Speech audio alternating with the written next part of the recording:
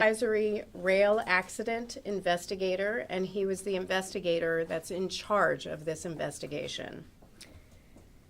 Today, the NTSB released the final report of our investigation into the derailment of the Washington Metropolitan Area Transit Authority, or WMATA, train near Roslyn Station in Arlington, Virginia on October 12, 2021. The train was carrying 187 passengers at the time.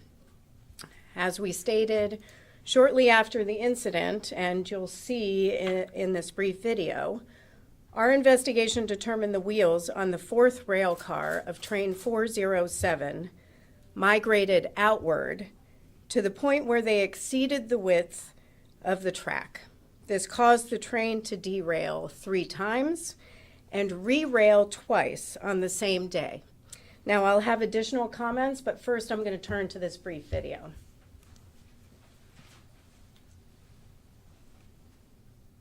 On October 12, 2021, NTSB investigators responded to the derailment of southbound WMATA train 407 on the Blue Line near Roslyn Station.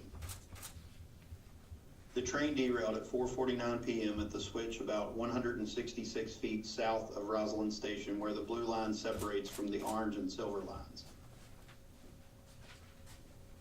Passengers evacuated on foot south to the Arlington Cemetery Station. Investigators found evidence that train 407 had derailed but then gotten back onto the tracks or re-railed on its prior trip at rail crossovers at 2 additional locations. Northbound at Arlington Cemetery Station at 3:24 p.m. and westbound at Largo Town Center Station at 4:13 p.m. Surveillance cameras at Arlington Cemetery Station and Largo Town Center Station captured the previous derailments on video. The video from the Arlington Cemetery Station shows the 5th rail car experiencing vertical body disturbance as its rear truck derails and then re-rails. The movement can be seen at the top of the rail car.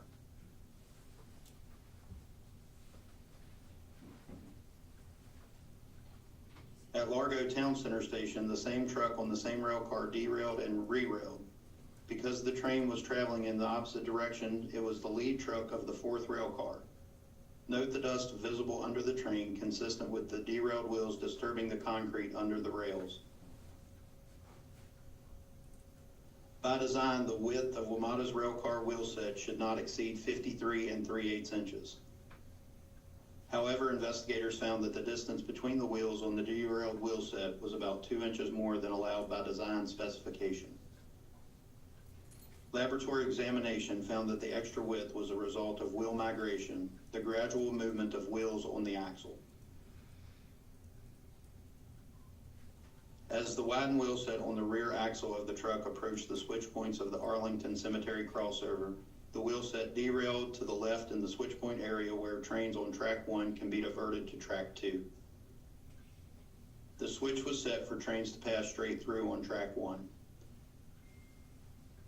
The wheel set remained derailed until it reached the frog area of the next switch where trains from track 2 can pass on to track 1. The rails leading from track 2 into track 1 pushed the wheel set back into position on the rails. The derailment and re-railment at Largo Town Center happened the same way.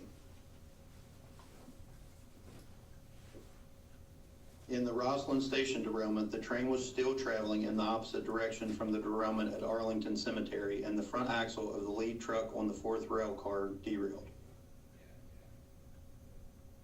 The widened wheel set derailed at the switch where the blue line separates from the orange and silver line, which is not a part of a crossover. Because there was no crossover leading back to the blue line to guide the derailed wheel set back onto the track, the train remained derailed. The derailments occurred in the switch areas because fastening and bracing makes the track structure stiffer in these locations. The increased stiffness of the track structure forced the widened wheel set upward and off the rails. In response to the derailment and subsequent NTSB investigation, WMATA removed all 7000 series rail cars from service and inspected all 2,992 of their wheel sets. During these inspections, WMATA identified about 50 wheel sets that exceeded the maximum allowable width. In the 4 years prior to the derailment, WMATA had identified about 30 other wheel sets for a total of 80 wheel sets that exceeded the maximum allowable width. None of the other wide wheel sets showed wheel migration as severe as the roughly 2 inches observed on the accident wheel set. Wheel sets are assembled by press fitting wheels onto axles. In press fitting, the axle diameter is greater than the wheel bore. The difference is called interference. The resulting joint or interference fit is held together by friction. Analysis of the widened wheel set found that the wheel sets assembled with the greater interference were more resistant to wheel migration. WMATA increased the specified interference for 7,000 series wheel sets and began replacing wheel sets in July of 2023, with the replacement of wheel sets for the entire fleet scheduled to take 3 years. WMATA has gradually been returning 7,000 series rail cars to service. They physically inspect wheel set widths every 30 days on rail cars using the original wheel sets and every 60 days for rail cars with the new wheel sets.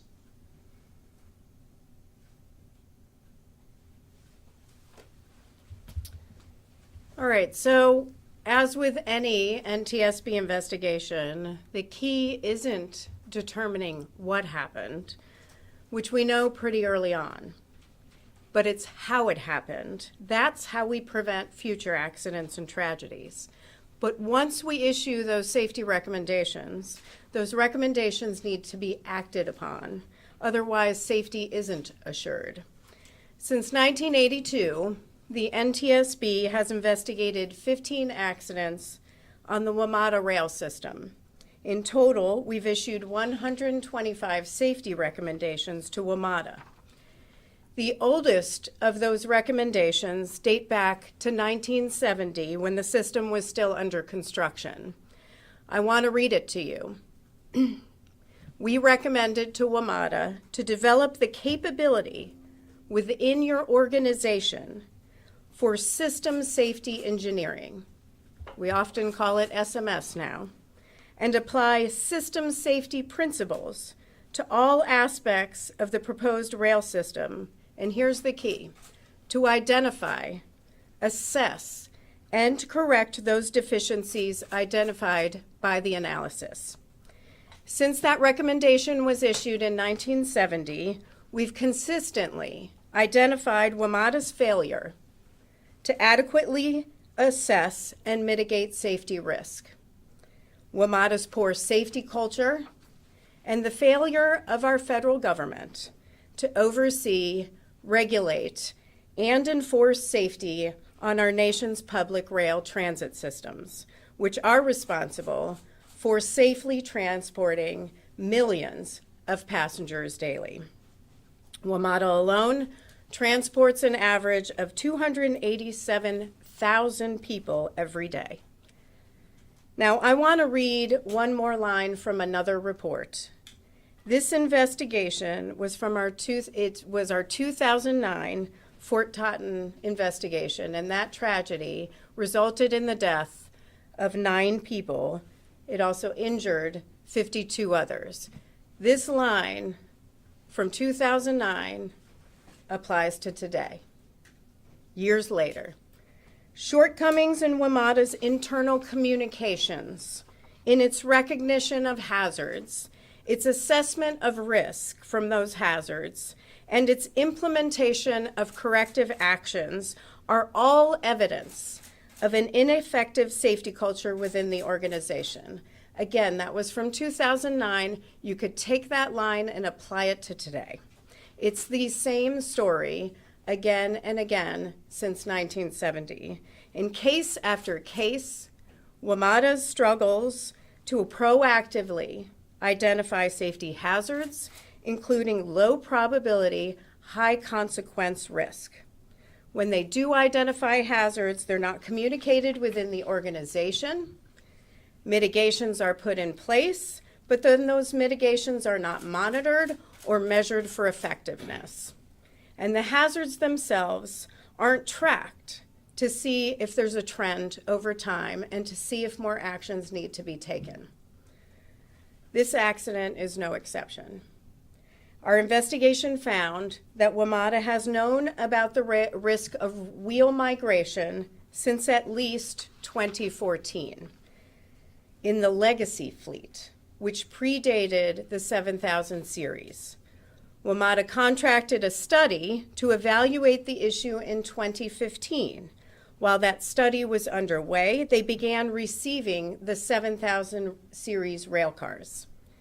WMATA then identified wheel migration in the 7000 series beginning in March 2017, while they were still trying to figure out what they saw in 2014. 3 months later, WMATA changed its spec to address the wheel migration issue by increasing the mounting forces on the wheel set. At the time they adopted the new spec, WMATA had already received 493 rail cars out of a total of 749 in the 7000 series. That's about 66% of rail cars that they had received. Instead of replacing the wheel sets to the new specs, as they're doing today, they chose to leave 66% of the 7000 series rail cars with the old spec in service, including this rail car, and put the rest of the 7000 series under a new spec. So the original spec from the original fleet, which came from the pre-7000 fleet, was a pressing tonnage of 55 to 80 tons. That's pressing force. It was then increased under a new spec in June 2017 to 65 to 95 tons. Today, it's now 80 to 120. I'm going to go over that in a second. What this means is on the day of this incident and today, the 7000 series rail cars are operating under two different specs. So on the day of this incident, 493 rail cars met the old spec, and then 255 met the new spec. But they continued, even under the new spec, to see wheel migration. And those rail cars remained in service transporting passengers. They saw 4 wheel sets in 2017 with migration, 1 in 2018, 4 in 2019, 4 in 2020, and then in 2021, it went significantly up to 18 in the first 10 months of 2021 leading up to the derailment. That's a total of 31 wheel sets. Post-derailment, as we stated in the video, WMATA identified an additional 50 wheel sets that were out of spec as a result of our investigation. Had WMATA conducted a trend analysis to ensure the risk mitigations they put in place were effective, this incident may have been prevented. And let me repeat that. This incident, and I say this often, was 100% preventable.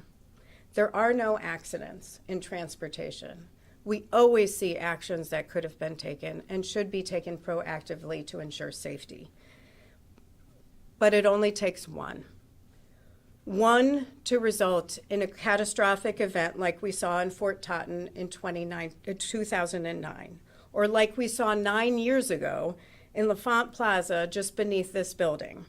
I'll note the anniversary of the L'Enfant Plaza tragedy, which killed 1 passenger and injured 91 others, is next week. Now, I want to make clear, when you read the report, you'll see that the WMATA leadership at the time said they knew nothing about wheel migration. There are new leaders, and I'll talk about some of the work we've done with Randy and the new leaders at WMATA. But the fact that they knew nothing, which is a repeat issue for WMATA, is a symptom of a poor safety culture. I say this often, and I'll say it again. Human error is a symptom of a system that needs to be redesigned. And when it comes to WMATA, they need to be proactive, not reactive, to ensure safety.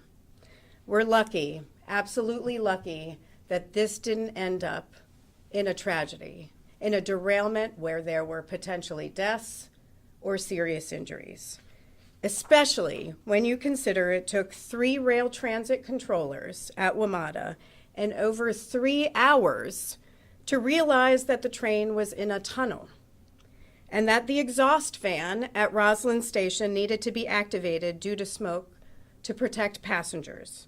As a reminder, the person who died in the L'Enfant Plaza accident died as a result of smoke inhalation. WMATA has addressed this particular issue, and I do want to commend Randy Clark. The president of WMATA was not there at the time of this incident. He has taken a lot of action, and I'll talk about that in just a second. But once again, failing to proactively identify risk and ensure mitigations are actually improving safety is something that is repetitive throughout WMATA's history. Now, NTSB has investigated 85 rail transit accidents since 1967, which has resulted in 70 deaths and over 2,600 injuries. I want to be clear that operators like WMATA are absolutely responsible for ensuring the safety of their systems. But when they can't, or they won't, or when there are repeated safety issues, it's up to federal and state governments to take action to ensure safety of public citizens. The Fixing America's Surface Transportation, or FAST Act of 2015, gave DOT, in particular the FTA, the authority to regulate and enforce safety standards for public transit systems. To date, they have not exercised this authority. I will note that the FAST Act also stated that in exercising that authority, U.S. DOT should consider relevant NTSB recommendations, recommendations asking DOT to act and to implement minimum safety standards and to enforce those safety standards. Those recommendations for the NTSB go back to 1978. That is the first time we called on DOT and FTA to regulate safety and to enforce safety. And yet here we are today with unenforceable voluntary safety standards in what we call a National Public Transportation Safety Plan. As a result, there are no enforceable federal standards for the Washington Metro Rail Safety Commission to hold WMATA accountable. Let me put a finer point on this. If I wanted to haul a freight train full of coal through West Virginia today, there is a large book of federal standards I'd have to abide by. But if I want to operate a transit train loaded with passengers at rush hour in the nation's capital, there are no federal minimal standards required. None. FTA's failure to take their authority seriously is evident in their party submission to the NTSB. Their party submission states, "It would be our recommendation to NTSB to prevent similar events, to encourage all transit agencies operating heavy rail transit cars exceeding 20,000 pounds to increase the interference fit and press force on wheel sets to freight rail industry standards," which WMATA has done. But you don't need to recommend it if you're FTA. You don't need to encourage it. You need to mandate it.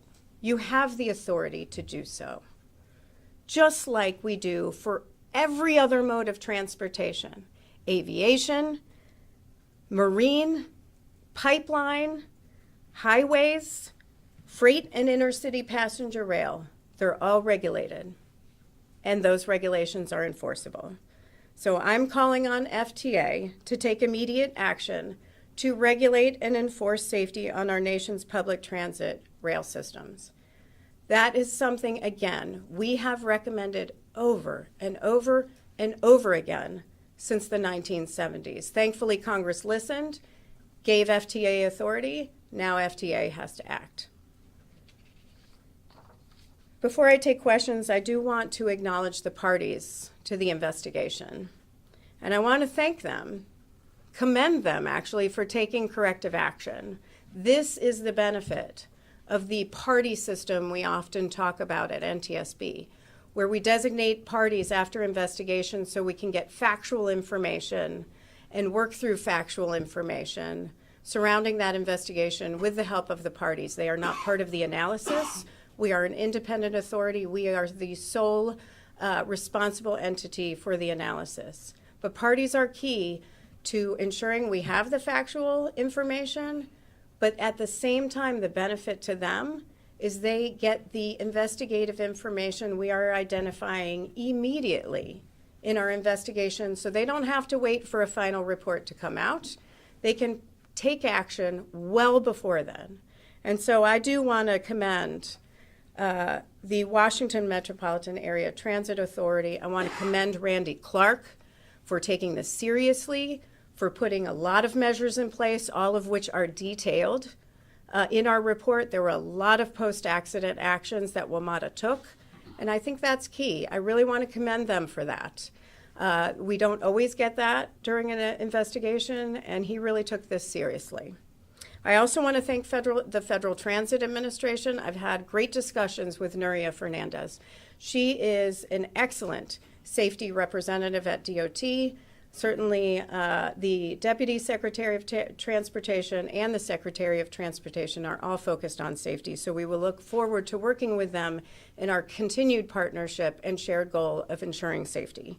I want to thank the Washington Metro Rail Safety Commission, who has the oversight authority over Metro or WMATA. They have also worked very well with us over the years.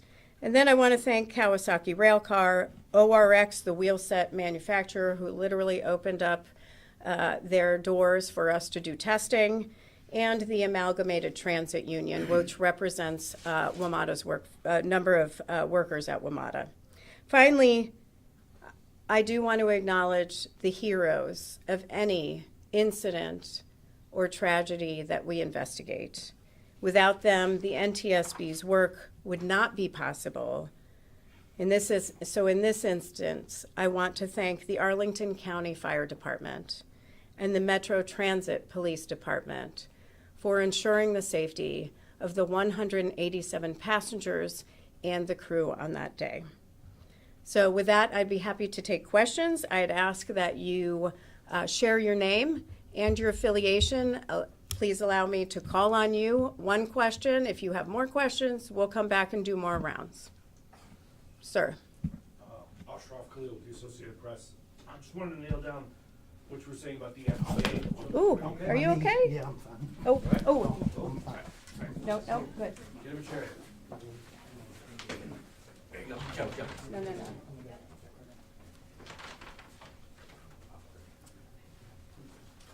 Joe had some surgery a little while back, and so I'm sure we'll ensure his safety right now. Sorry, I just wanted to nail One down- more time, name and Ashraf affiliate. Khalil, Associated Press. I just wanted to nail down what you were saying about the FTA, the sort of hole that you've identified here. My words, not yours, but is it public transit rail systems? The FTA has the authority to basically give orders, but they're not.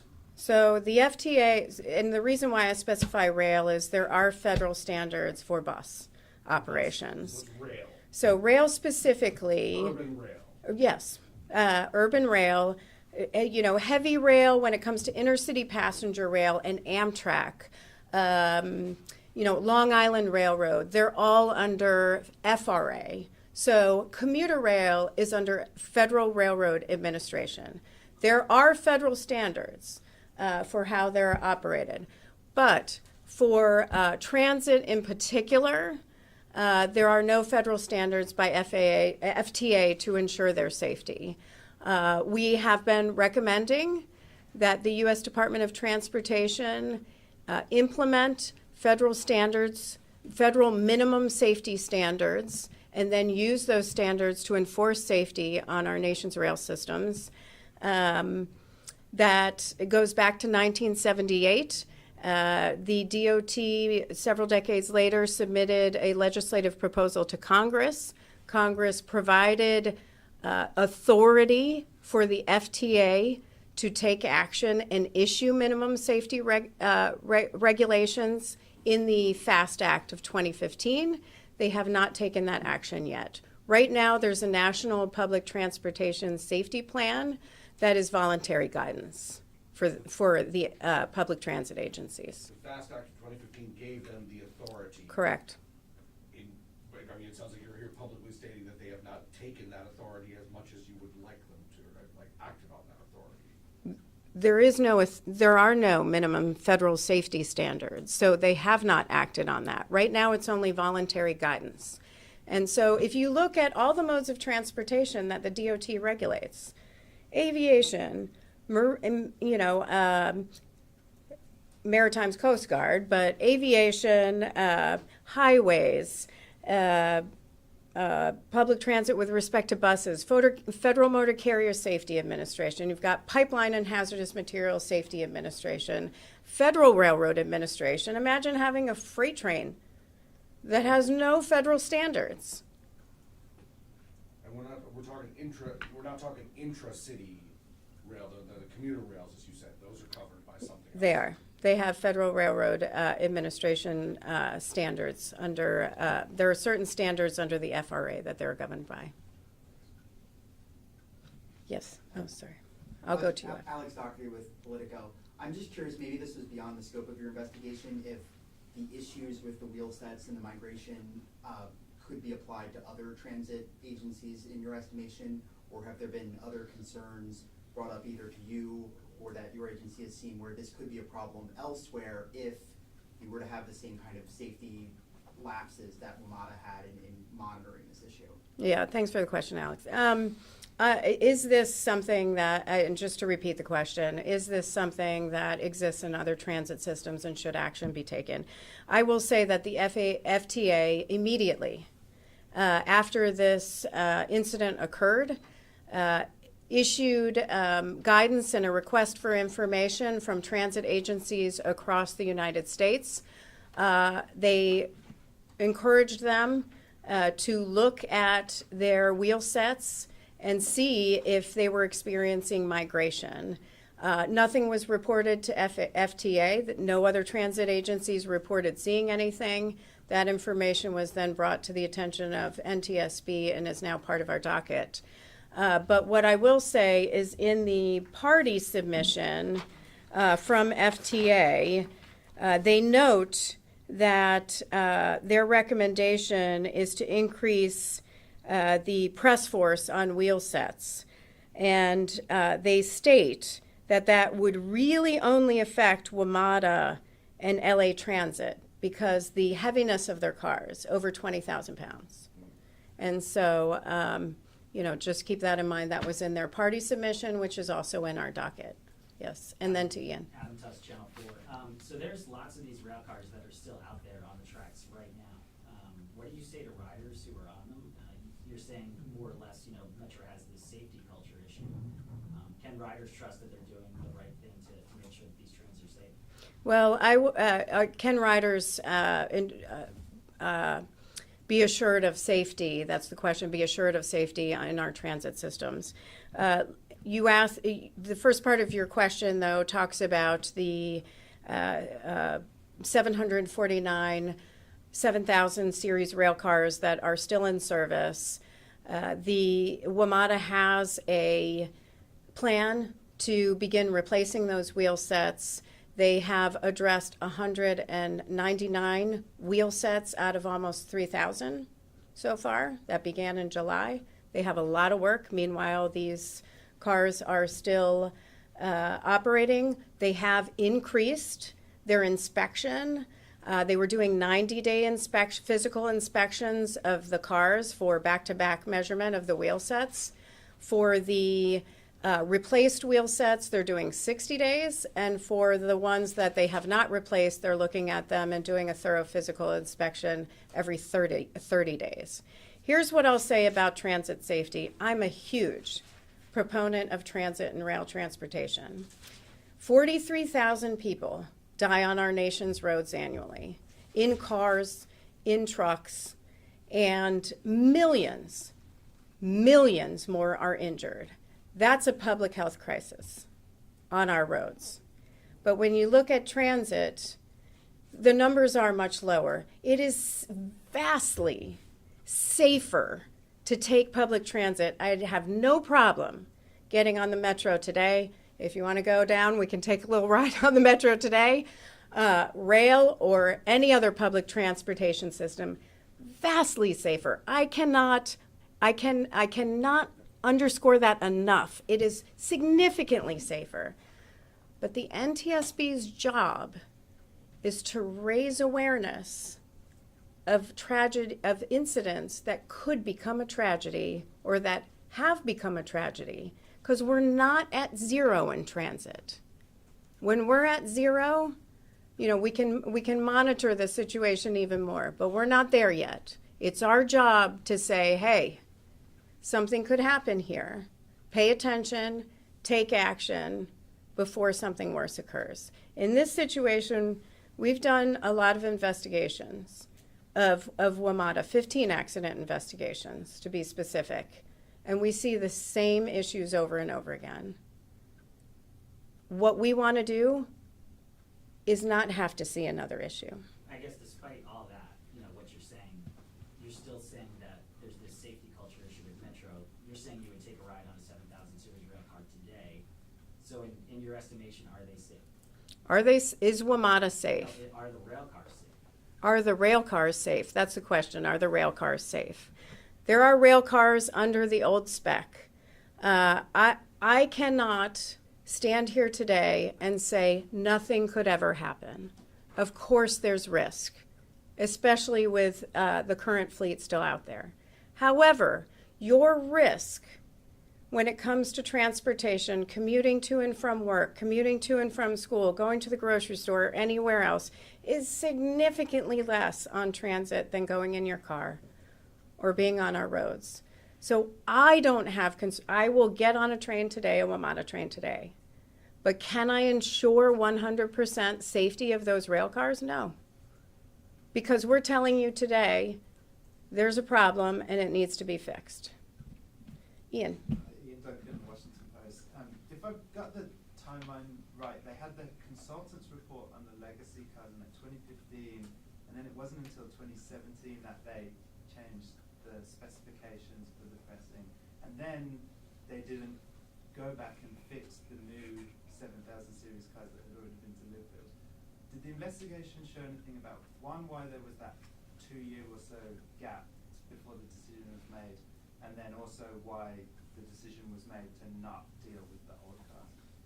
Yeah, I mean, great question is why there was a delay from March 2015, well, really from 2014 when they first saw there were some migration issues of the wheel sets to their, and I just want to make sure I'm repeating the question for those so that they can hear it, to action taken for the consulting report in 2017, and then the spec wasn't changed until 2 years later.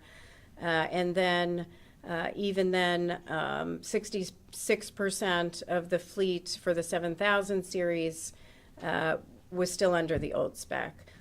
I don't have that information. What you will read in the report, and I do want to emphasize here, WMATA will say in our investigation, according to interviews, is one individual knew this was occurred. This was the case. And that wheel migration was a potential risk, and that was not communicated. That was through the interviews. I will say that senior leadership should know what's going on in their agency, and they are the ones responsible for ensuring safety. So everybody is responsible. Why that wasn't done before, I don't have the answer to that, but happy to get back to you on the timeline there from 2014 to 2015 and then to 2017. I will say the change in the spec is a difference because this rail car was under the old spec, not the 2017 revision. the first spec, the old spec, the original one that predates the 7000 series that they maintained in the 7000 series. And that was for a lesser pressing force. The greater the pressing force on those wheel sets, the greater safety is assured. And so the new spec had a greater tonnage, and now this even newer one is in line with freight rail standards of 80 to 120 tons. Yes. Yeah, in your investigation, is there anything with Kawasaki that comes up in terms of the way that they built these, or was this all they were just following Metro's recommendations for how to put these rail cars together? In other words, is there anything that they should have caught that could potentially they did? The question is whether Kawasaki should have seen this. I mean, I believe in any sort of tragedy like this, everybody had an opportunity to identify a potential safety issue and address it. So certainly, Kawasaki is part of this investigation for a reason, because that could have been addressed. But ultimately, it's up to the operator to ensure safety, communicate any potential safety risk, and proactively address that risk in a way that's meaningful, and then to measure the effectiveness of any mitigations that are put in place. And that was on WMATA. What was the number you gave us for the number of wheel sets that have been replaced so far? So- 100 and something? So right now there's 748 cars, 2,992 wheel sets. They've replaced 199, and that number comes from checking with us last night. Checking with them last night, so it's current. I'm going to add something, though, that no one's asking me about: the impact of a shutdown on your plans to replace wheel sets. A government shutdown would vastly reduce ridership on WMATA system. What happens when you're already struggling as a transit agency with a significant need for funding? When there's less ridership, you have less funding to go with improvements. And then it takes months in our conversations with WMATA and FTA to get back into your up to the plans that you have in place for either replacing these wheel sets or implementing other safety measures that you had in process before the shutdown. So there is an impact on shutdowns, particularly because of where we live and WMATA's operations in the Washington, D.C. metropolitan region. Hopefully there's not one, but I just want to make that clear. Thank you. All right, thank you. Thanks, Bert.